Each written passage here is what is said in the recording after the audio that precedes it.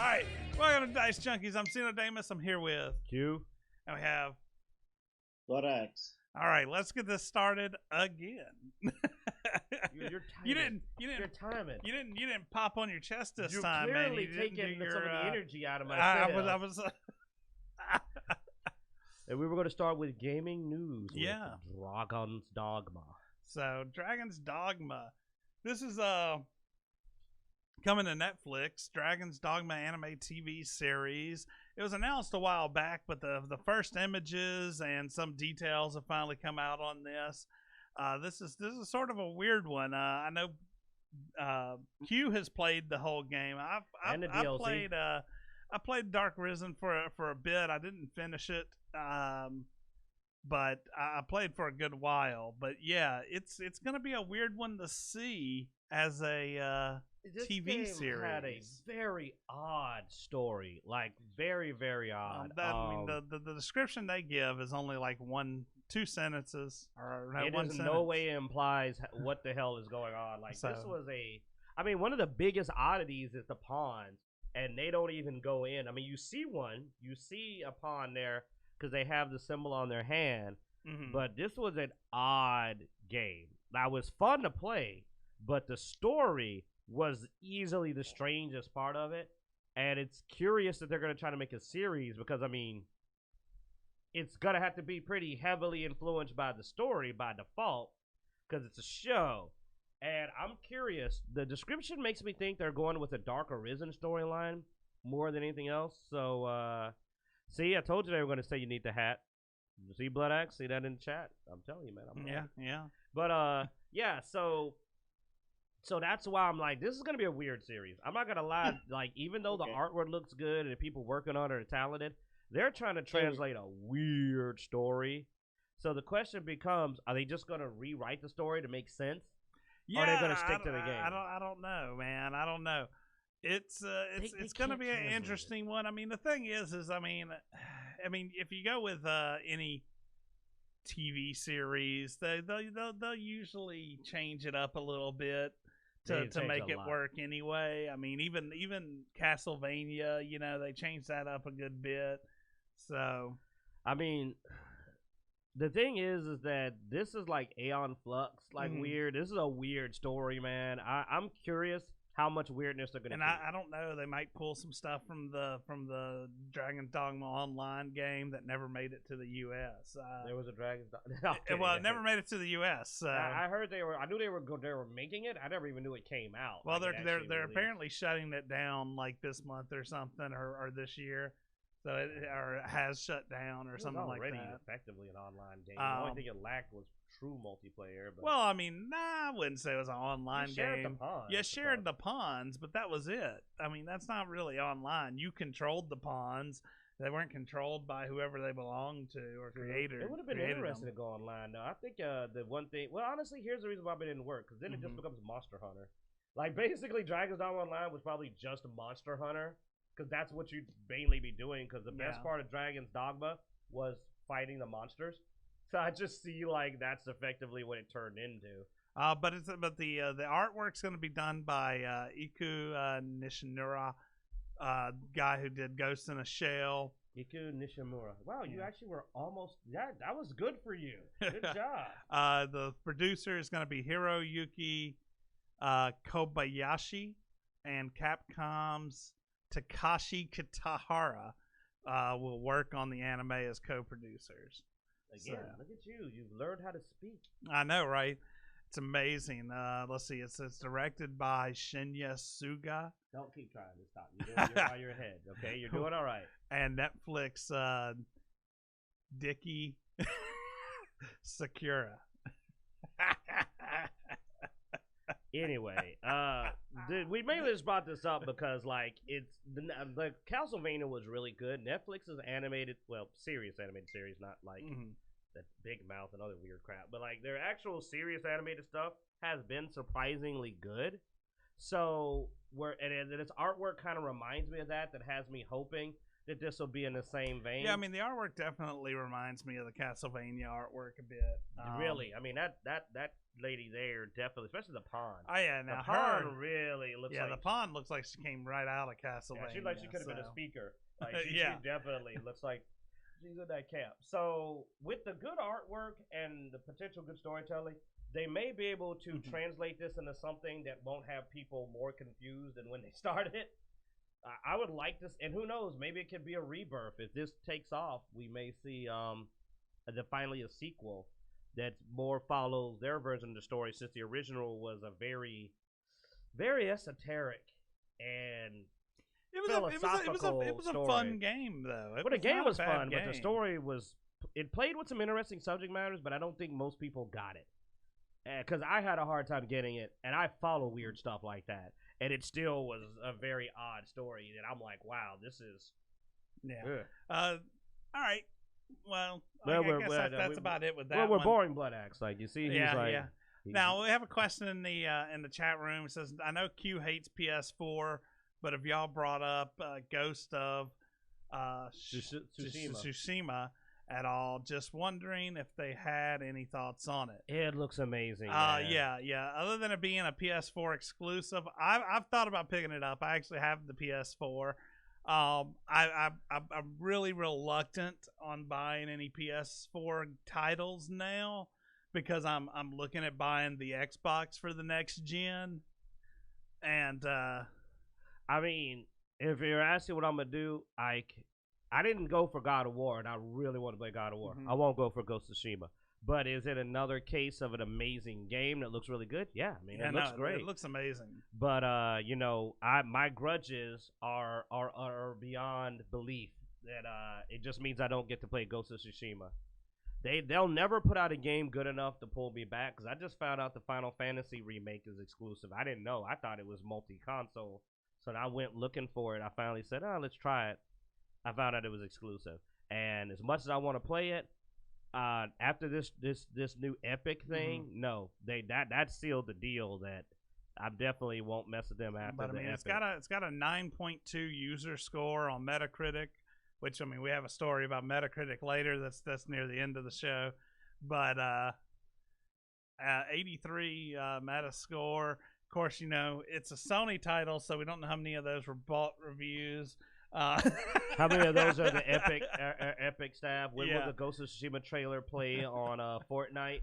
Yeah, but no, it does look good though. It actually seems to be a really good game. Like if you own a PlayStation 4, I'd say this game's probably worth the play. I mean, all the reviews I've seen on it have like user reviews, not like. But it hasn't been 36 hours. It has been. Well, I think it has been. It has. But yeah, no, I mean, everybody the people I trust reviewing stuff have spoken highly of it. So yeah, but fuck you, Sony. So, you can make the greatest games in the world. You still ain't getting this guy's money. Oh, was that Blood Axe? That even Xeno's becoming one of us by looking at getting an Xbox. Well, I mean, honestly, it's more of a camaraderie stance, Yeah, we're all Xboxers. Hey, I told you I have considered if I could find a stolen PS4, I'd buy it. The key is that they don't get my money more than anything else. I refuse to support Sony because now that money may end up helping Epic too, so it's a double sin. And that's the other reason is I was an Epic hater, and so when Sony and Epic started getting in bed together, I sort of decided to stay away from Sony. So, jeez, man, with them two getting in bed together, what would come out from that would look like that thing that was in the sink in the PT trailer, just that little, like that would be a true monster. But yeah, like now I can't support Sony because like they work with Epic, so any the cool. I actually have been cooling off on my Sony hate for a while. Then they did this and just like shot right back up to my banned list because I definitely hate Fortnite and Epic. And like I hated them more than Sony, but now they're now to me they're the same thing. They're two sides of a coin. And my sentiments about Tencent are on the lines of paranoia. Like I feel about 10 cents like I feel about AIs, man. But whoa. thanks for the question, Teddy Sprinkles. We appreciate you asking. And it was actually one of the topics that was on our back burner. We weren't sure we were going to cover it, so good to know there was interest in it. So Ghost of Tsushima was something that we were like. I brought it up today. I came and said, "Oh yeah, the Ghost of Tsushima thing's out," but I didn't know if anybody else had seen the trailer or gameplay. But it looks fun. Like if it ever gets off of that, or if I can if I get access to it through other means, my hope would be that it would come to PC eventually. But now with the whole, it'll be in the Epic store. But now with the whole Epic Sony thing, if it comes to PC, it'll probably be an Epic exclusive. So, tell you, man, I need to find the hookup man. You know, I need to find a hookup man and get that fell off the back of a truck copy. That way, I know the money ain't going to Sony. It ain't going to nothing good. It's going. All right, so let's see. Get a used copy off of Amazon. You know, there we go. GameStop. Might as well pick up a free copy of Last of Us 2 while I'm at it, because apparently they'll ship it to you for free just to get it out in stock. You're buying Ghost of Tsushima. Would you like The Last of Us 2 also? No. We'll give you $5. Make it $10. $5 off Make the it purchase. 10. Make it 10. Make it 10, and then I'll get to make a video of me destroying it. Like, I'll do like, oh boy, get some scissors out. Oh, wait, we can go to the shooting range. Yeah. All right, so let's talk about Avengers Endgame. Directors tease Marvel fans that Captain America may not be done in the MCU after all. This is a little shocking to me, just because I thought the whole Captain America scene I think they came out and they tried to defend it and stuff like that, but the way they had talked about the whole time, the travel was not the same. They couldn't affect the future of their dimension. There was like other dimensions, so him coming back at the end didn't really make sense with the way they had described the travel. So if they then go back and do Captain America based off of a flaw in their storyline, it would be a bit weird. Yeah, but they know what side their bread's buttered on, and they looked at it and they said, man, nobody's excited for what we announced. We need to announce something that people are going to want to see. For example, I'm interested in this. I'm like, wait, we might get more Chris Evans Captain America. Now you have my attention. First you had my disdain. Now you have my attention. I don't know, man. I mean, Captain America was probably one of my least favorite movies of the Marvel. Not the Civil War. Now, the Civil War was really good, but that was basically an Avengers movie anyway. The first Captain America movie was, it wasn't bad. I'm not saying it was bad. I'm just saying out of all of them, if you stack them all up against each other, it wasn't one that was the best. I mean, it was an origin story, so I got some points there because it was cool to see their take of his origin. But just Chris Evans in the past, I don't know how well that would work. I mean, now you could have some interesting interactions with like Tony Stark's father, stuff like that could make it interesting. Yeah. I mean, my thing is that if you sat down and said, look, name the Marvel movies you want to see, Marvel movies or shows you want to see in order, I would be like Doctor Strange, like in the Mouth of Madness, like the Doctor Strange movie, WandaVision, and then it would be that one. Like, that would be before the Falcon version. I would rather see more Chris Evans Captain America than Falcon trying to be Captain America, because I felt that Chris Evans feels like Captain America to me. I enjoyed him as Captain America. But at least there's now something else for me to potentially look forward to. Like, okay, now there's something else I want to see. Because I'm sorry, but the author, the person that's writing She-Hulk has given me no hope for that show. Yeah. I'm not a Hawkeye fan. If they do the What If series, you could get some returns of characters in the What If series. I think that's part of the reason they're doing that. I think that's literally, we can put out a couple of episodes and bring some characters back. Yeah. Because, I mean, if you heard there was going to be a Robert Downey Jr. What If with Iron Man, we'd all go watch it. Like, it would be, boom, immediately that episode's going to get views. Yeah. But I think they're doing this because they realize that Chris Evans is, in most people's minds, Captain America. Now, you seem excited about this, Blood Axe. What do you got to say about the Captain America stuff? Well, the Anthony Russo, which is one of the Russo brothers, actually directed Civil War, Winter Soldier, Endgame, and Infinity War. They're the ones who were talking about this, which actually you mentioned Civil War, which is one of the movies they were actually involved with. They weren't involved with the first movie, which you said you didn't like. So the directors that actually produce content that you enjoyed are the ones that are discussing bringing this to light.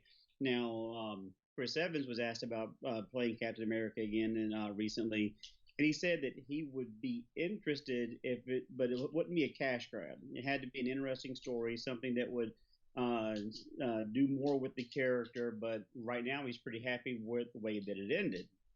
So they would have to have a pretty good reason to bring him back and convince him, because his contract's up. He doesn't owe any more films to the MCU.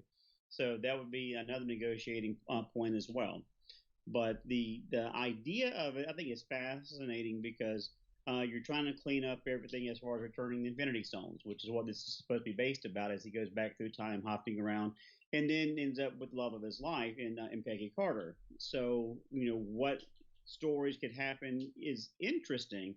And with the content that the Russo brothers have actually brought us, could bring us some pretty good stories. You can also play with careful, because you don't want to mess with the timelines as it is right now. You could also play with some of those retro heroes from like the 80s, because he's in that time frame. So you could see some other characters that might not work in the modern, but could work in that time frame. Some of those characters that he used to run with back then. Well, yeah, and that's sort of what could be interesting to me is bringing up some of the older characters. Also, there's some history that gets brought up about the older characters in the movie that doesn't really get explained. So you can take this opportunity to sort of fill in some of the gaps there. So that would be interesting. Like I said, it definitely would have to depend on some additional characters. I don't think just Captain America would be enough.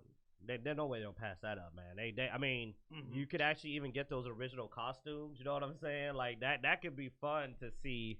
Like the giant, was it Goliath, and some of the other characters. You know what I'm saying? That were like 80s heroes, and that could be fun.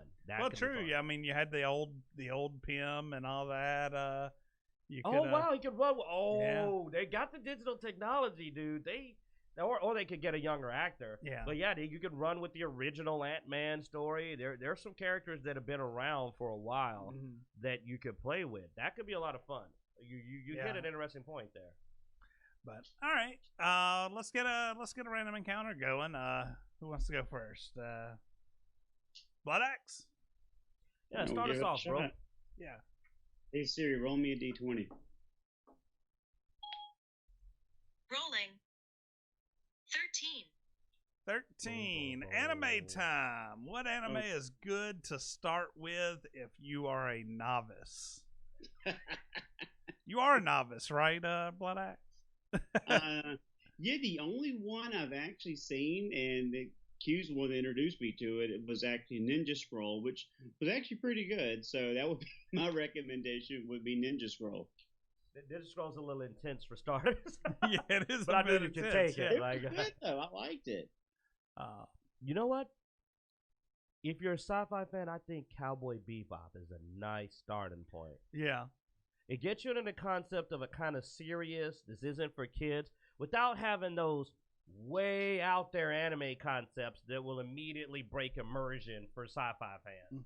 I think Cowboy Bebop, and plus it's the one anime I know that nobody hates Cowboy Bebop that I know. Everybody loves it.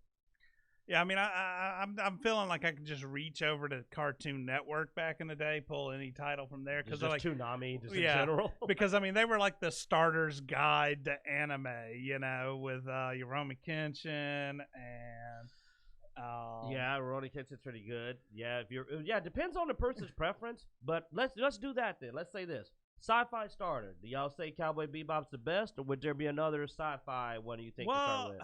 Because Akira's a bit much to start with. Like Cowboy Bebop's a sci-fi, as Firefly, right? And that's why debatable. I think it would be a good one. Firefly is also. I know it's a joke. Remember they were like the Firefly's not sci-fi; it was a western or something. I forget what he called it, but space western or whatever. I but, don't care. I mean, you know, you have your old Gundams for real deep sci-fi, and Yeah, and if you do fantasy, Record of Lodoss War. It was basically D&D the anime. Record of Lodoss War was the closest thing to a straight D&D story, but with those anime elements. Let's see. Gundam is the mecha. I like the current one. I mean, you know, we grew up with Robotech and stuff, but most of the kids aren't going to want to go back that far. I don't put Robotech though as a good starter. Robotech was deep and retro. Retro. You got to be in a retro. But Gundam is a good mecha anime to start with. Like, I'm not a fan of Gundam, but as far as starter, because I'm not a big fan of mecha, you know. Everything horror is a nightmare, and I can't even think of where to start with horror. I mean, Death Parasite. Note. Death Note is Death probably Note's a good starter because it's got a slow burn. Death Note's a good horror intrigue. Yeah, there you go. Those are the main genres, pretty much. We didn't really miss it. And fighting, as much as I want to say Dragon Ball Z literally is a sequel. It's a part 2 of a series. It's not a good starting point. I'd have to say maybe Naruto or My Hero Academia. Both of them are combat-y. They have superpower and stuff in it, but they do build their world. They explain quirks. They explain, the chakras. They explain how the one thing about Naruto, if you don't, even though I know you hate all the filler, it built its world slowly and made sure you understood how everything I definitely worked. would go with Naruto before I'd go with Dragon Ball Z. Yeah. Oh, definitely. I mean, when it comes to world building, if you start with the first part of Naruto and go through, you will be able to keep up with what's going on until the war at the end, where it all just goes. I wouldn't suggest Parasite as a starter. Like, I heard you say so Parasite, messed up, though. but that is not a starter, man. Well, at least I didn't go Devilman Cry. Oh God, Yeah. Devilman Cry, baby. And if you want to start with your tentacle hentai, Yuroku Doji is a classic. Either that or the second reboot. The reboot of Yuroku Doji Legend of Orpheus. You didn't know there were 2, did you? They rebooted it at one point. But yeah, no, I've had props for Blood Axe starting with Ninja Scrolls. Yeah, he got his cherry pop like I did. I was like, hey man, watch this. A cartoon? Nah, brother. Like, because it was a bunch of it was the boys. It was like, yo man, check this out. Like, this is some good stuff. You gotta watch this. And that's a cartoon. No, it ain't. And then it started off with what happened to dude's arms. I was like, whoa, this is not so, like, a cartoon. my first was like a sci-fi channel. So it was like Akira and Ghost in a Shell and nah, man, it was like Ninja the original Scroll. Ghost in the Shell. And yeah, we started off with Ninja Scroll. Then it was Dragon Ball and Akira. 2 very different tones. Then Sailor Moon slid in there, like, somehow. Yeah, I was never Sailor Moon. Record of Lodoss War was like D&D the anime. It was a better D&D show than anything that was out at the time. You know, and Vampire Hunter D. Oh no, that was the real second one. Yeah, the first 2 were Ninja Scroll, then Vampire Hunter D, then Vampire Hunter. The second Vampire Hunter D, there was a second one. The second one wasn't that great. It wasn't that good, yeah. And then it was into the serials, but the first 2 movies were Ninja Scroll and Vampire Hunter D. Vampire Hunter D is a good starter, I think. Vampire Hunter D is awesome. If you like gothic vampire stuff, Vampire Hunter D was good. Yeah. All right, there we go. That was a good one, man. Yeah. Good subject, Blood Axe, man. Yeah. I do my research, but I don't always have the right answer. You know I can answer that question. I've watched everything. Oh yeah, me and you have a very large. Except Food Wars. Sorry, I'm trying to get started on it, man. I know y'all keep telling me to watch Food Wars. Not a great starter anime. You may be scared away from anime if your first one. You're Yakuza like, I'm Japan, gonna watch this anime about food. Why are they taking off their clothes? I do not know what that anime is supposed to be about because y'all's descriptions do not sound like it has anything to do with food. Why are there tentacles wrapping around her? So next subject. All right. Time. Well, I guess this next segment before is a lot of Star Wars stuff. So this is where I'm going to shut up for the most part because I'm not the Star Wars gurus of the bunch for sure. But first one, Star Wars: The Rise of Skywalker Lucas cut reportedly has Anakin cameo. Blood Axe, I'm going to let you start on this since you are our Star Wars guru. Yeah, so I found this one earlier this week that apparently there was a George Lucas cut. I think to give credit, I think it was actually Doomcock that actually brought this out. So, Mm-hmm. I mean, again, just like he likes to say, take it with a grain of salt or a huge helping of thereof. But some of his contacts were talking about there was a Lucas cut where George Lucas was very unhappy with the rise of Skywalker, so he went and actually made a updated version with 30 minutes of additional content, including footage he shot himself, which not quite sure how he did that with the actors, but anyway, that's what the story is. But what it was interesting was they actually had brought back Hayden Christensen as a Force ghost of Anakin Skywalker. But the biggest thing that most of the diehard Star Wars fans have been begging for is all of the big three, Luke, Han, and Leia, on screen together at the same time. Mm-hmm. What was discussed was that whenever, and spoiler if you haven't seen Rise of Skywalker, shame on you, but Not really. when Han Solo approaches Kylo after Rey had beaten him, is that not just Han Solo was there, but also Luke and Leia to help, the redemption story, so to speak. So anyway, so I find it interesting that this could possibly be out there, although Kathleen Kennedy would shoot it down like there's no tomorrow. But my personal perspective is that I don't like the three of them together at that scene. I think it was much more powerful with, father and son as opposed to the Holy Trinity and Kylo. But I would have loved to have seen all three of them together on scene together at a different portion of the movie, if not earlier in the series, possibly as a way to motivate the rebels together or to help possibly pull them out of a situation that was dire. But it would be interesting to actually see what the creator George Lucas himself would have done with the final film to help tie up all the loose ends together. All right. Q, you got anything on this one? Well, I mean, I disagree with Blood Axe on the one thing that I felt like the triumphant in that scene would have really been a good thing because I wasn't really sold on Kylo's redemption arc. I mean, he stabbed his dad and he seemed to be closer to his mom than his dad by far. But seeing Leia, the key part to me is Leia's presence over Han actually to me would have been better. Whether the other two are there or not, the main thing is I think Leia being there would have been very important, especially considering what had just occurred. It was a fresh enough scene that her sudden appearance in front of him, even better if that was the actual thing that really did it, like caused. If you haven't seen it, spoilers, and one more time, spoilers.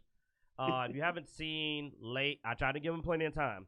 Leia's death. I think if that was the scene where if they even played that where he knew she was dying, where he's just like Leia's projecting to him to reach him, and she's literally going to die now. She's expended her energy to see him. That would have been better. And the others being there would have been nice to see them all together, reaching out to him. And he sees these three people, his family, the former family he had, reaching out to him and going, "Look, you're the last. You're the last of us all. You're the last Solo, the last Rosado, the last Skywalker." Boom, title drop. You know what I'm saying? Like, that would have been to me an interesting thing. Because honestly, I would have rather Kylo been the main character in the last movie anyway. It makes more sense than just to introduce some new chick and say, hey, she's the most important person in the entire universe. So I disagree that I think the three would have been better than the one. Not a big disagreement. I mean, your idea that they definitely needed to be shown, hell yeah. That being the scene to do it, that makes the most sense to me to be the scene that pulls all three together through the relation of blood. They appear to him because they're related to him. They're all related to him. They're his family. Other I than kind of that, disagree. The reason being, and is because the whole the scene was a replay of the Force Awakens, and it's almost word for word the same, going back and forth with Han. And yes, the redemption arc is very, very poor, and they could have done a lot more as far as, and we discussed this a couple of weeks ago, what they could have done with Kylo to improve things and leave the story similar, but actually have him with more of a redeeming role with Palpatine. But I mean, there's only been two movies I've actually cried in. When first was the Force Awakens, whenever Kylo kills Han Solo, and this one actually made me well up. I didn't I didn't quite cry, but whenever Han goes, "Hey kid," and he turns around, I got chills, and it was very powerful for me as a fan. It was Now, Harrison whether or Ford. not afterwards, then the other two show up at that scene, to help with the redemption arc, that's fine. But that dialogue back and forth with Kylo kind of coming back around, I thought was extremely well done. So Actually, you know what? Yeah, good one. That's the best way it could have played out. Have that whole scene, and have when he changes his mind, when he makes the different choice at the end. That's why he can now see them. They appear at that point because he has finally let go. And when he even sees them, he sees them. They could go. We were always here. You just couldn't reach us. And as we think through it, as he throws the lightsaber, Luke could actually catch it and go, "That's no way to hit a lightsaber." That would have been a way better version of that scene. Yeah, and you're using right. force manipulation to maybe change the lightsaber to where it's not cracked and fractured, but it's actually made whole. Or bring him his mom's lightsaber. There we go. We could bring now Leia's that was saber. how he got his mom's lightsaber, and it can even make sense. Why could he not see them? They're light side. They're light side spheres. Yes, I think that would be a better. Forgot you were here. Look, Blood X, I forgot he was here. Yeah. Anyway, so I think there were several things that could have been done. J.J. Abrams did the best he could, but he didn't have the knowledge and the forethought and the creativity that I think George Lucas has when it comes to this franchise. But also Kathleen Kennedy, according to rumors, some more George Lucas rumors coming up that I've been researching, but not quite ready to bring to the show until I've actually got some better confirmation on some content. So I'm in the same boat, man, because the rumors claim that the Lucas cut was so much better that according to the rumors, you go check out his video. Don't listen to me. He does it better. The guy's got a great channel, but the rumors going as far as to say that there's very pissed off people amongst the leadership after they saw this cut. They were like, "Why the hell did we put out that trash? This is so much better." I love that reaction that they were they said the guy was like, "What the?" I like the idea of a Disney exec going, "What the hell? What the hell did we put out?" And I'm just like, you let her run wild, and that's what happens. And this is why I said Kathleen Kennedy is the worst thing to happen to this whole movement, because she damages the reputation of female directors and producers. She did a crap job. She did a crap job on purpose, and now she's put a black eye on that whole reputation as a whole. So this is why we're trying to do better. That's good. We're trying to be more inclusive. That's good. But you need quality, because if you don't, then what gets into the heads of investors and viewers and directors and company owners is that women don't make money on these movies. They can't direct these and make money. That's not true, but by being lazy and not enforcing equality, they're creating that myth, and that's what it's going to look like on paper. At the end of 2020, when they look back on the last 4 years, you know what it looks like? It looks like women can't direct movies. That's what it looks like, because they let people do a poor job of it. Harley Quinn should have been better. I really wanted that to be a better movie, but they were more concerned with letting people do what they want. I don't want to use that word. Letting people do what they want without going, why are people going to come see your movie? What do you have in here that appeals to a broad base? Instead, they said, do what you want. And they said, okay, well, we're going to appeal to a small demographic. Okay, they got that small demographic. They did. They went to see the movie. It made some money. But you can't make a product that's going to appeal to a handful of people and expect to be successful. You want to do a Spike Lee where you make movies that have a certain message and there's a certain crowd that it's aimed at, that's fine. And he's well known for those movies. But he also is not known for blockbusters that make billions of dollars. He's got his crowd. He's got his reputation. He's an artist. He's known for having a message. You can't do that with effing Harley Quinn. It's a comic book movie. You know what I'm saying? That ain't the place to do that. Yeah. That ain't the place to try to be riveting and artistic and expressive. Nah, dude. Violence, comic books, cool costumes, Mr. J. So Star Wars. Oh yeah, Star Wars. Next on the Star Wars list, we also have Disney Plus will continue the story of the Bad Batch from Star Wars Clone Wars, and new series coming in 2021. That's all Blood Axe there. I never finished the Clone Wars. Yeah, and honestly, I've been rewatching them, but I started watching them in chronological order, so the stories kind of make sense. But I mean, if you've seen the prequels, you'll understand that these clones are grown and on Camino, but sometimes the ingredients aren't always perfect, and that's kind of what this is going down. Is that there's a bad batch of clones. And this actually focuses around 4 clones in the Clone Force 99 squad. But there was been a huge outcry to bring back the Clone Wars since Disney canceled it upon the acquisition of Lucasfilm.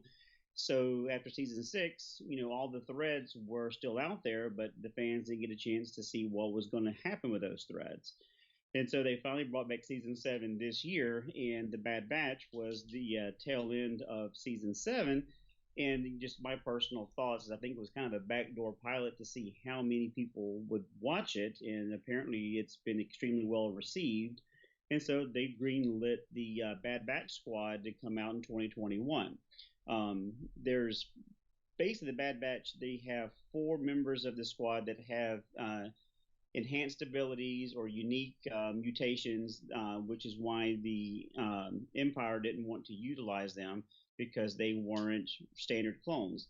They look a little bit different, sound a little bit different, but they also have additional qualities that are different than the regular clones. So, for example, you have Crosshair, who has enhanced sight, so he is the squad sniper. You have Wrecker, who has extreme physical capabilities. You have Tech, who has higher intelligence and capacity to be able to work with machinery. And then you have Hunter, who has enhanced senses, like electromagnetic fields and things like that. But he's also the leader of the squad. So it should be pretty good. I do hope that they invest in the quality of the animation compared to what we saw in Star Wars Rebels, which we saw a decline, and then in Resistance, which looked like it was done as much on the cheap as it possibly could because the animation was terrible. So I'm hoping that they go back to the higher quality animation for this series like they did with the season 7 of Clone Wars.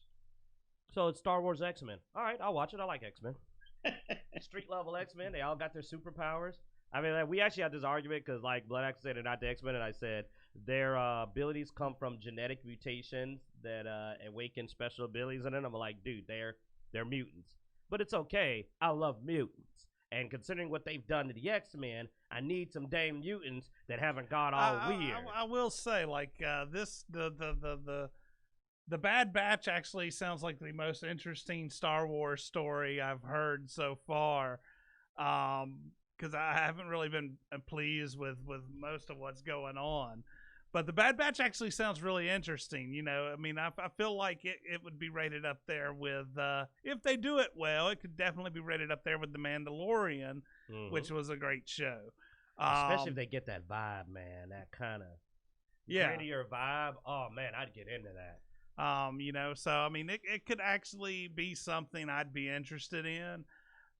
I definitely like that story. I mean, the only other thing I'd be more interested in is if they could do the Old Republic right. Three parties are right. Speaking of the Old Republic, that's our next topic. Yes. So the next topic is so Star Wars fans petition to get Knights of the Old Republic remade. Now, this sort of does scare me because weren't y'all talking about something with Kathleen Well, I think Kennedy they're talking and about like the game. They're talking about the game. Oh, the game. Okay. They're talking about the game, I believe. Not the Kathleen Kennedy wanted to do a series casting Brie Larson and having Ryan Johnson again. Doomcock rumors, but but no, the game. I'd love a really well updated version of Star Wars Knights of the Old Republic. Okay, so we're talking about a remake of the RPG. Now, we're talking about like a remastered type remake or a whole new. Give it the Final Fantasy treatment, man. Like really polish it up, gameplay and everything. Excuse me, Now you got to be careful because there's there's KOTOR that we're thinking of, I think, and there was an online Knights of the Old Republic. I liked the RPG, Revan. You play as Revan. This is the console PC version of KOTOR. It's unlikely because fans have been begging and screaming for it for years, and EA has done their own thing with Battlefront. But with the success of Fallen Order, they've already greenlit Fallen Order 2, and that's more of a KOTOR-ish RPG, although not nearly as immersed as the KOTOR series. But yeah, I wouldn't want a remastered. I would want to get an actual remade with modern mechanics. But I like KOTOR 1 and KOTOR 2 is probably some of my top games I've ever played. Actually, KOTOR 2 is probably top 2 or 3. Oh man, and KOTOR 2, I played it as recently as last year. So KOTOR 3 was already in development, so they have a lot of the worlds, the stories, assuming Lucasfilm shared it with EA. But there was a lot of work that was done before the actual studio was canceled. So if they picked up that timeline and that story and continued forward, I think the fans would actually be very happy with going on with KOTOR 3. But that, again, is probably going to be unlikely. I can see that. That would be really cool. Remake 1 and 2, and then come out with the third after that. Have a trilogy. Now, what do you think own, of this? How do you think it would be if they just RPG'd up a little bit more and they tried to run with a version kind of the Fallen Order engine, except with a few more RPG elements and actual AI-controlled party members to go with you? I think that could be interesting. Because I love action RPGs. You know that, man. That's my preferred way. I don't want to use Fallen Order engine. That was so clunky. A little more RPG. Action RPG. I died so many times because they would not grab onto a rope as I was swinging from rope to rope. They would need to clean up a lot of that. Oh, less platforming, yeah. I like a more active control. Well, no, you wouldn't want the platforming type stuff from that. You'd probably want a bit of that with maybe like Dragon Age. I can live with Dragon Age level. Yeah. But I want a little more control, dude. I'm sorry, but turn-based is just... I'm kind of done with turn-based. You know what I'm saying? I've kind of got to the point where I'm kind of done with turn-based. So I'd like to see it be a little bit less turn-based, but also a little less point-and-click. To me, turn-based is still probably... I mean, turn-based like Dragon Age is still best for party mechanics. I'm not a big fan. Dragon Age I consider to be less turn-based. It was a good active I'm not a big fan of the high action RPG with a party. I've had some good times with it, man, on occasion. But like you said, it is not a common occurrence. The AI just tends to still be way too dumb when it comes to action. That's why I carry the team, man, with my lightsaber. Like, it's okay. Daddy got it. Y'all sit there and look cute. I got this. I like the ability to be able to switch between the characters so that you can utilize conversation from different people, because, I mean, especially when you have the different races and stuff like that in Star Wars, get sort of a different interaction when you have, different people in your party versus, if you end up with somebody with force powers, of course, you have special force interactions you can do, stuff like that. You can play around with the fact that, like, you usually can get a Wookiee in your party. You get the Wookiee. Some people can't speak it. Yeah. So you walk up and they're just looking at you like, Exactly. Like, I don't speak that. You find the rare people that do speak Wookiee. You're like, oh, hey, this guy speaks Wookiee. I can actually have a unique dialogue. So that'd be fun. So, yeah, like, I think this could be a whole jump-off series. If they remade one with better mechanics and with Dragon Age Origins style engine, I think that'd work really well.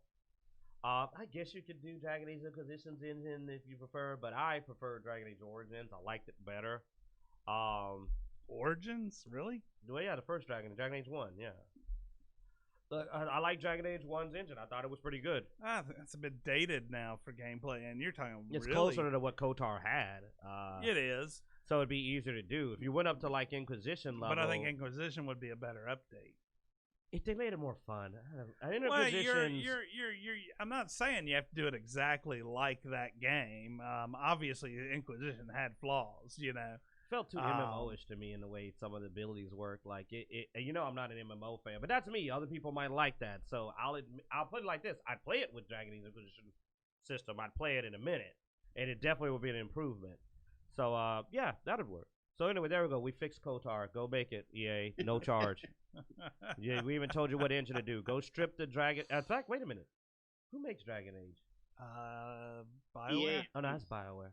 Wait, but EA? Which it is EA. Yeah, it's a subsidiary of EA. Go so. rip the skin. Go skin Dragon Age Origins. Slap some Jedi on it. Make KOTOR. You don't even have to write original story. Please don't try to write any more story. You're terrible. And go with that. There. Run the KOTOR 1 and 2 through Dragon Age. You know what? They tried to make that sequel that never launched. There you go. They've got a framework for another game that never jumped off. Yeah. So there you go. What were you saying, Blood X? Yeah, they have a lot of the framework, the worlds, a lot of the story been built out. It's just adding in all the video mechanics, fleshing out the character abilities. But I mean, yeah, a lot of it is already built out until the people that were working on the franchise were pulled to other projects, and then they downsized, and the next thing you know, it just got canceled entirely, which is unfortunate because I loved both of the KOTOR series. It was a very fun series to play. A lot of high replayability. KOTOR 2 may be one of the best RPGs ever made, man. It was the best experience I've had in the Star Wars universe. It made the Star Wars universe interesting. The options, I felt like I had a lot of different ways I could play it. I even felt like I love the fact that it wasn't just the light and dark side. There was subtext, to how you did it, and there wasn't a mandatory. You could be light side, but think the Jedi are a bunch of idiots and that their way of doing things wrong. You could be true Sith, where it's like, no, I don't kick puppies. You know what I'm saying? I'm about power, but I don't like go around kicking puppies for fun. That's stupid. I like that deeper way you could play it. Just a really good game. Like, man, I wish they would remake that. I definitely would do KOTOR. I love the lightsaber modifications and so forth. Oh, the different crystals. I mean, God dang it, KOTOR 2 was good. All right, random encounter time, man. Roll some dice. It made the super crystal, then it almost made it pointless to play because you were just godlike. Yeah, I like godlike. Shut up. Yeah, it's good. It was all right. That's what I was looking for. I can still do it. I can still do crystals and make power sabers. So, dude, I'm one of the few people that's completed the game with an unarmed build. I learned that unarmed style from the martial artist lady that was in your party. Yeah, I learned that style. I've done a full unarmed run with no lightsaber. It was fun. You don't know, man. I've KOTOR'd. You ain't the only one that's KOTOR'd. I've KOTOR'd. All right. 18. Okay. Well, good. We'll do that. 18 work. God. You should have stuck with 16. I should have. Xenos chatty animals. What animal would you want to communicate with? Tell us about your feelings about animals that you'd want to talk to. None. Animals shouldn't talk. I mean, maybe a rabbit, since they're fast, it could be over with really quickly. I don't know, man. Oh, come on. Shit. I guess if there was going to be a chatty animal, I'd probably do something that's tiny, like a mouse or something like that. That way, because you know me, I'm going to utilize it for espionage and. Interesting. What about you, Blood Axe? I have an odd answer. Like so to mine, I would like to communicate with some of the deep sea fish, like you bastard! Damn it! Anglerfish, something like that. Because there's just so much we don't know about the deep oceans, and just kind of get an idea of what have we not seen, animals or terrain or that kind of stuff. I would use it more for knowledge than I would for espionage. Oh man, you jackass. God dang it. I was literally sitting there going like, deep sea anglerfish, man, what's down there? Like, I still believe that there is things that would blow our mind at the deepest dredges of the ocean. Yeah, there's so much. We know more about our moon than we do our own oceans. Yeah, I know. Like, I am very curious what's down there. So we both agree on that. But as far as just for fun, I would be very interested to talk with a cat and just see, because they just are. Their attitude, that would be I'd be probably curious. such a one-sided conversation. No, I mean, it's like, yeah, fuck you, man. I want to talk about fish. Yeah, I want a fish. Yeah, Give me a it would be. fish. I think they would be the most interesting conversation, deeper conversation to get Boza. But I actually fully agree that I would love to have a chance to be like, what the flip's down there? And like, I could just see like a deep sea anger being like, it's wild, man. You don't know. It's crazy down here.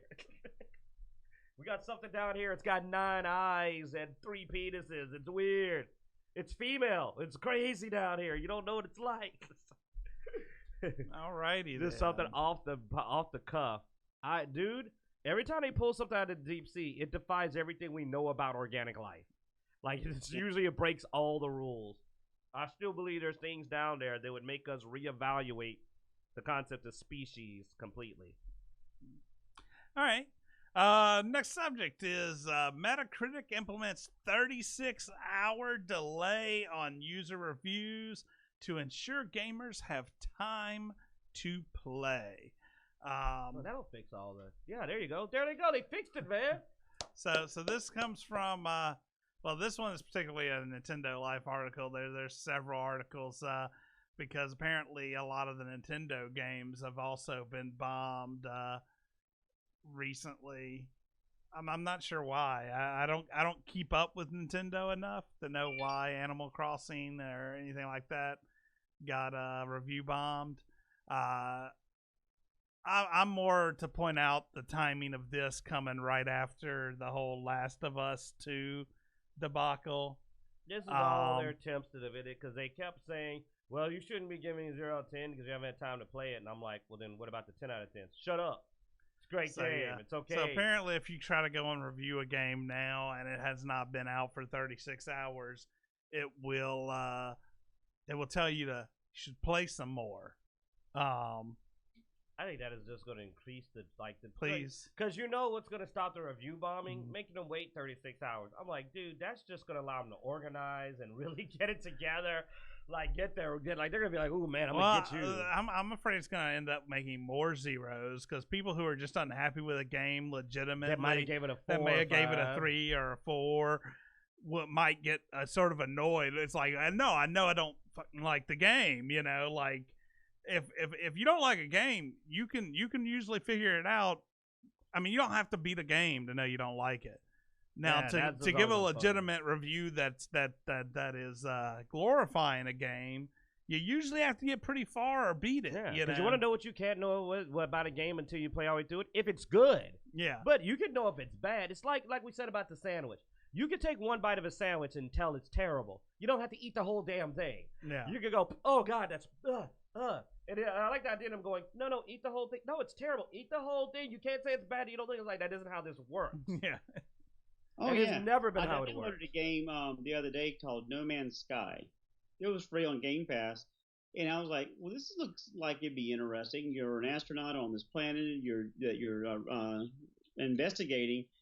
And immediately you start dying from radiation. I'm like, okay, how do I stop this? And they tell you nothing. Yeah. Now I play No Man's Sky. It's a fun game, but it is harsh in instruction. Like so I immediately uninstalled it. I'm like, you know what? Forget this. I'm gonna go play something else. if you can get okay. Now I'm defying what I'm saying here. If you can get past that part, it is a fun game. Yeah, but here's the thing though. Is it? Because if you're not having fun, that becomes a problem. Well, I mean, it's to me that's a negative about the game, and it was a negative when I bought it back before the many patches that put it through. I was really annoyed with it at first, and I went back and gave it another chance because some people told me about how that they've improved stuff, but they didn't improve that part. But I went ahead and managed to get past that part. And it was fun. It's still not. I mean, it's still probably only a 6 out of 10. And that's the thing is that best, as long as you indicate in your review, hey, I tried to play this. If you're a person that doesn't like to be frustrated, yeah, this is why I gave it a poor score. I didn't get past the first half hour because it frustrated me. I know a lot of people that are like that. I'm one of them. Dude, if a game's too frustrating at first, I don't give a crap if it becomes the greatest game in the world. No, I'm not having fun. I've seen several games on Steam, games I play, once again, that I've seen really poor reviews. I'm like, why are there so many poor reviews? And then I realize, oh yeah, they don't give any instruction. Now for me, that's a challenge. I guess I come from if something pissed me off, I want to try to break it even more, or try to fight it. If it's well built, I can get into it. But yeah, but if it's also, because there was one thing, poor gameplay. Ooh, okay, now like bad controls, bad in peripherals, bad like navigating the screens could quickly burn me out. But I like the fact that they tried this. Like, here's the thing, like back to the story. They tried this Paper Mario, the Origami King, 6.1 out of 10. It did not. Like, it still has a poor score. Because, I mean, after 36 hours, they're just going to go and bomb it then. If there's really like you a said, problem they may be more bombing, pissed by then. And yeah. Like, here's what I think is interesting. And then, I'm sorry, Blood Ass, I'm going to let you speak. I got to say this. Oh, no, you're fine. I think this is going to hurt Metacritic, too, because when a game comes out, when are you likely to go look for a review to see if you want to buy it? Within the first 24 Within hours. the first 24 hours. By them basically saying, our site's useless to you for 36 hours, I think by then you're going to have made up your mind or lost interest or not care. Well, I'm going to go to YouTube and watch somebody who's... I'm not going to wait on Metacritic. I'm going to be like, oh, well, F you, Metacritic. I'm going to go look somewhere else. Or you'll find somebody's blog who's reviewing it and see what they're saying about it, and that may be a skewed review because you have having a hard time finding reviews in bunches. I mean, the biggest thing is that most people want to hear about a game immediately. They're like, hey, that game came out today. What do people think of it? Metacritic specifically going, we're not going to let you do that, I think is going to make Metacritic lose steam because, you know what? When Last of Us 2 came out, one of the first things I did is I went and looked at, like, the different sites. And if one of them doesn't have a score, I'm not going to go back. I never went back. If I go to the site and it's like, oh, they don't have a score for Last of Us 2. Well, these guys do. Okay, done. You don't even go back. Who's going to wait 32 hours to come back to Metacritic? Nobody. Like to me, they're hurting themselves because they're making themselves not the place to go to get this score. Yeah, and I mean, Blood Axe's example with No Man's Sky and how it starts off rough. I mean, first impressions are very important, you know. I mean, dude, I was enjoying Inquisition, you know, Dragon Age Inquisition, till it screwed me. And apparently they fixed those things that screwed me. But I haven't gone back because every time I go back, I'm mad about the first time when they screwed me. You know, so I still haven't completed the space game. Outer Worlds. Outer Worlds, because they messed up my mission. I literally won't go back until DLC comes out so that I have a reason to play it again. Because I'm still pissed off that it would not trigger the quest, and I had to get like this crap into that quest.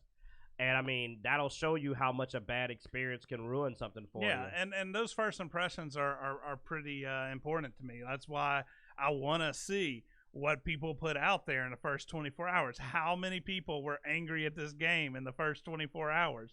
Now, I mean, the 0s out of 10s, I don't even usually look at the 0s out of 10s, to be honest. I look at the middle reviews. I don't look at the total score. I just look at people who, tend to do middle-of-the-row reviews and see what those first impressions are from people who actually give me some information.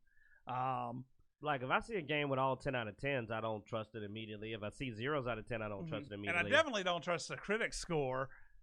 So the critics can't even get past the tutorial. Those losers. Let me tell you something. Do you really think any of those critics managed to beat Last of Us 2?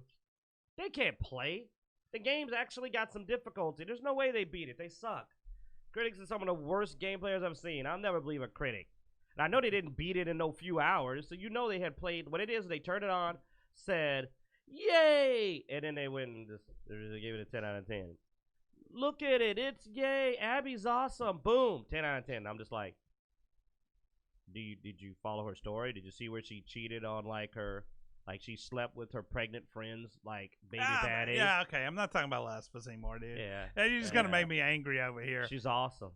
So last story we have here is Microsoft to launch Xcloud streaming free with Xbox Game Pass Ultimate in September. So I know we have a lot of people who do the Game Pass here. I know Q does it. I go back and forth on it every once in a while. But So tell me a little bit about Xcloud. I'm not very familiar with Xcloud. So what exactly is Xcloud? Yeah, Blood X, tell us about Xcloud. So what this is supposed to do is allow you to stream your games through the cloud. Whether starting on your console and going to your phone or a tablet, you can actually bounce back and forth. Which you've talked about streaming games from the cloud in prior shows, and one of the things that I'm concerned, it's interesting. One thing that I'm concerned with is going to be your frames per second and the quality of the game versus console. So we see the difference between console and PC players, and the PC players have a distinct advantage versus the console players. Well, this is I think going to take it a step down lower, whether you be playing on your phone or a tablet. But to be able to just go ahead and punch up a game and start playing it immediately without having to wait 2 hours for it to download, that actually has some value to me, especially for your non-shooter games or your non-action games. If it's just going to be like a solo player game, or if you're going to do couch co-op that doesn't require a lot of accuracy, then this actually could save you a lot of space on your hard drive, plus be able to play more quickly with your friends. So by the way, this is talking. Oh, so I got a question. This is an actual question, though. So, by the way you're talking, does this mean that I will be able to play Xbox exclusive games on my PC? Because there are games that are on Xbox that aren't on PC. The app is still in development. They don't even know what the actual title is. They've been calling it Project Xcloud, but you're supposed to be able to start playing it on other devices. Now, they haven't given us a full list of devices, but if there is a PC application that allows you to go from Xbox to your PC, then the answer would be yes. I'm trying to think of an Xbox game that isn't on PC. I mean, Kingdom Hearts 3. Usually it's the other way around. There's more PC games on Game Pass that you can't play on Xbox than the other way. And that frustrates me because there's several mecha games on the PC that I can't play because I'm on a console. There's a couple that I can only play on my console that I want to play on my PC. Like I've been wanting to play Kingdom Hearts 3 on it, and it's on the Game Pass. And they did the Kingdom Hearts 1 and 2 expanded version, the 2.5 Dissonance Drop. The whole series is on my console though, and I mainly use my console to watch. I'm gonna let you guys talk about this for a second. I'm gonna step away.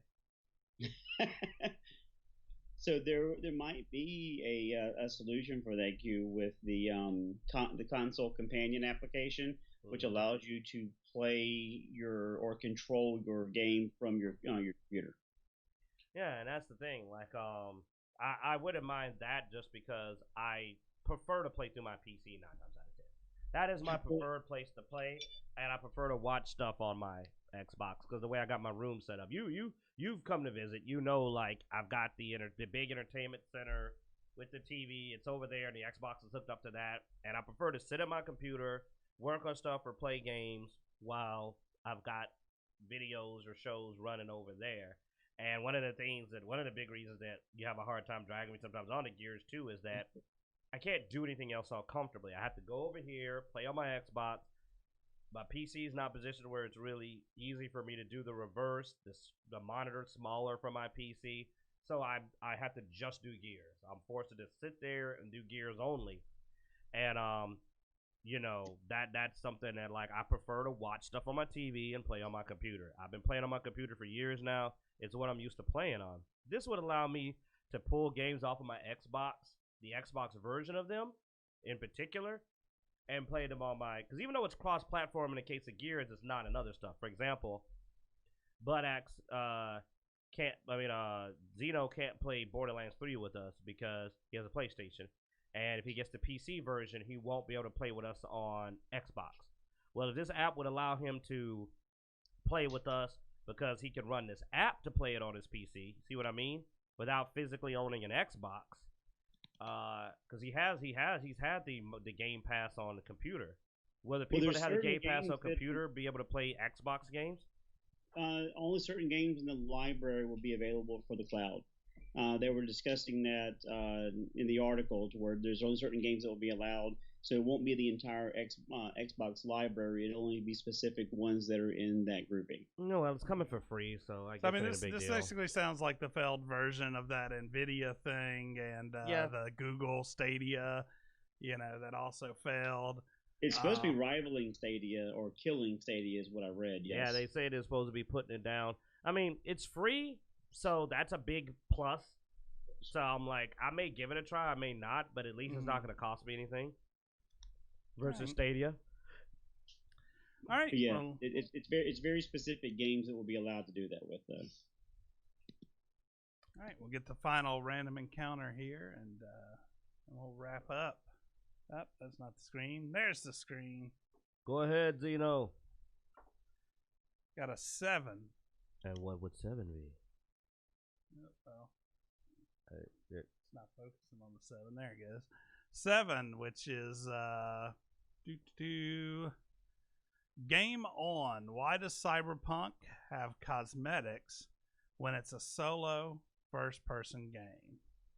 All right. Well, that's sort of like saying, you know, I mean, you have cosmetics, I guess, in several of your first-person games. Biggest part, I think, is immersion. So you get more involved with your character. You can immerse more into the game when you can put part of your style on your character. As much as I don't really, you know, if it comes down to spending money on cosmetics, I won't do it. But if it comes to getting cosmetics through gameplay and in-game purchases and stuff like that, then not in-game real money punishment, but like in-game, like I go to the store and use whatever money the game is based off of, Game currency. Then I'm all for that. Like I love styling up my character to match my personality that I have in my head for that character. It helps with immersion a lot to me. I have found it. That's a good way to put it. Like a good example is like I mod Fallout 4 a lot, and I found that getting a specific outfit really allows me to play the way I want to play. It gets me into the game more. It makes me feel like the character is more my own. It adds a lot more ownership. To compare it more to another game, Grand Theft Auto 4, when you play as Nico Bellic. Yeah. The ability to go buy outfits and get him dressed the way I wanted started to make him feel more like my character and less like me playing someone else's character. It added a lot of ownership. I felt like now this is my Nico Bellic. This is the Nico Bellic I created, and I was able to get more in it because I was like, I don't like that outfit. Let me get that. I like those shoes. Boom. Dressed them up the way I wanted them to look.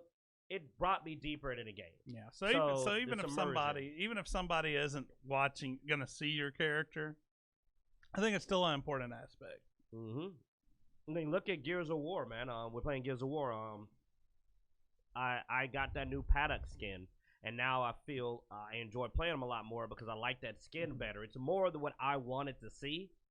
And sure, other people can see it, but I don't care. Like, it's for me on my screen seeing these characters looking the way I want them to look makes me enjoy playing them more and makes it feel more like I'm playing the character that I want to be playing. It's a big deal to me to get that look right, because sometimes I hate the way a character looks, what they're wearing. I hate it, and when I get a better outfit on them, I'm like, okay, now I can stand and play this character. I might not even want to play the character the way they originally looked. You know what I mean? Like, it's a literal real thing of, like, for example, like, look at Baird. Like, I got some skins for Baird. Now Baird's awesome. But, like, I did not like the original skin they gave me for Baird at all. I barely wanted to play him. Like, I was very glad when I unlocked some better skins. I mean, that's just like if I play Skyrim and I'm gonna create a character. I change up their jawline, everything. You know, I create a character based off on the character I want to play, the character I have in my head for that world. But even cosmetics, being able to have your clothes and weapons look the way you want. Well, yeah, I mean, that's just that's additional on top of that, though. I mean, it comes from the same place. True. Your customized feel, man. You know what I'm saying? It makes it yours. You own it now. You own it, and that's what it is about. It ain't about other people. It's about your feeling of ownership. Is my answer. You know, like basically what he said is immersion and ownership. You have a problem saying that, don't you? What? So basically what he said. No. It seemed like it was painful for you to say that. Well, you're rarely right. It was odd. I had to go like, I think he actually said it okay. I think he actually gave a good answer. All right. You got anything, Blood Axe, on that? Well, actually, my theory on it is simply that they're giving the ability to accumulate a bunch of skins and cosmetics now. So when they actually have multiplayer, you'll be able to show them off for your friends because some of them may actually be difficult to unlock. And it may be more of a status symbol or a badge of honor, so to speak, to be able to have some of the things that some of your friends may be jealous of. I mean, I've seen that in games as well. The whole status. They'll utilize a certain costume or a certain mount or something like that because it requires certain things to be done, and it is a status symbol. I don't care about those things personally. I've never been the, my thing is, does it look cool? Do I like it? That's what I care about. Not the prestige of anything, but that is also an aspect that a lot of gamers do take pride in is finding something that's difficult or rare, no matter how gaudy it looks, and go, hey, look, I've got this. I forget other people can see my character. That's how much I don't care. I've had people comment on a skin I'm using. I'm like, oh yeah, you can see that. I literally care that little. I don't even think of other people. Like when I'm playing enough to realize it. I've been wandering around in the game and it'd be like, oh man, you got that cold skin. I'm like, oh what? Oh hey, yeah. Stop looking at me. I don't want to. Like nobody wants your opinion. Like I'm not wearing this. For Dude, you. I do that in real life. Like I have people at work go, man, I really like your T-shirt, and I have to look down and go, what T-shirt am I wearing today? Because I didn't put it on for you. Yeah, I didn't ask your opinion.